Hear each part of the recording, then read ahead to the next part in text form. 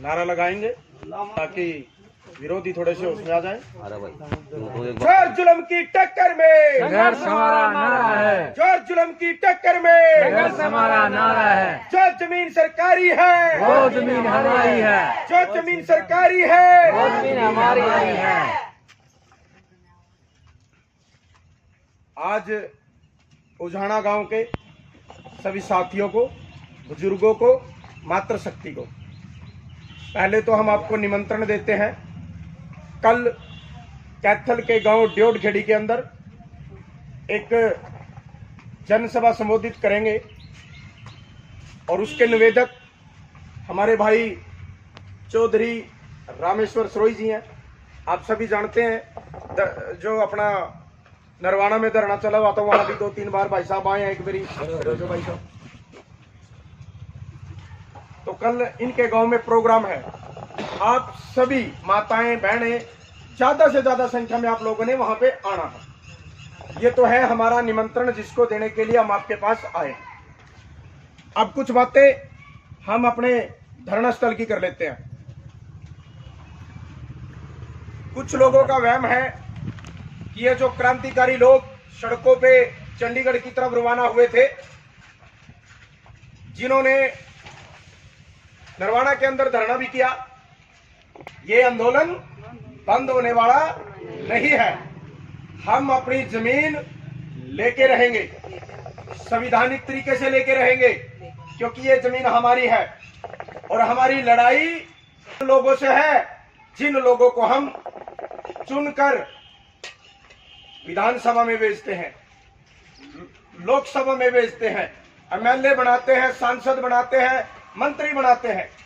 लेकिन हमारे बहुजन समाज के लोगों का दुर्भाग्य है, नेता एक भी नहीं बन पाता।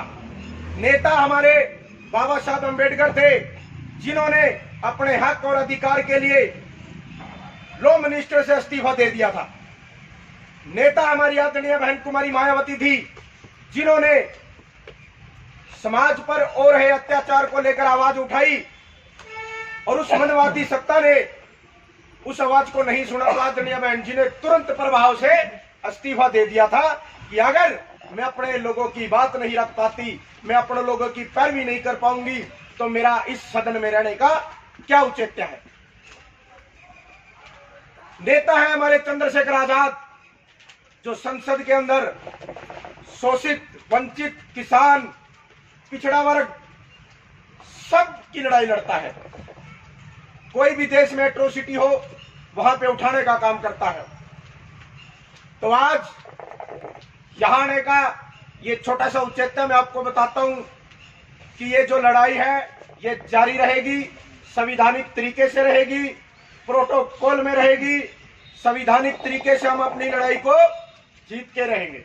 इन्हीं शब्दों के साथ मैं अपनी वाणी को विराम देता हूं। वैसे भी एक कानूनी बात अगर करी जाए तो जो पंचायती जमीन है, जिसके ऊपर जो 1984 के अंदर ये जो कॉलोनी काटी गई थी, उसके अंदर लगभग 124 मकान इनको अलॉट करवाए गए थे। उसके अंदर से जो जमीन बची थी वो अभी जिसके ऊपर विवाद चल रहा है वो वही भूमि है जो उस टाइम पे बची थी, और वो भूमि सिर्फ और सिर्फ जिनकी कॉलोनी काटी गई थी उन्हीं के यूज में होनी चाहिए थी रूल के अनुसार। लेकिन कुछ लोग हैं जो इन भोले वाले लोगों को, इनकी आवाज को दबाने का काम कर रहे हैं, लेकिन इन लोगों के साथ में पूरा का पूरा समाज खड़ा हुआ है। बीते कल की ये तस्वीरें हैं तपती सड़कों पर पैदल मार्च। ये तस्वीरें सड़कों पर सवार लिख चुकी हैं और आज गांव में बहुत दिनों से इन लोगों का बराबर धरना चल रहा है। इन्हें उम्मीद है कि कैलेंडर में कोई तारीख ज़रूर ऐसी है जिस दिन इन्हें संवैधानिक रूप से इंसाफ जरूर मिलेगा। मुकेश सोढ़ी, न्यूज़ 9 हिंदी।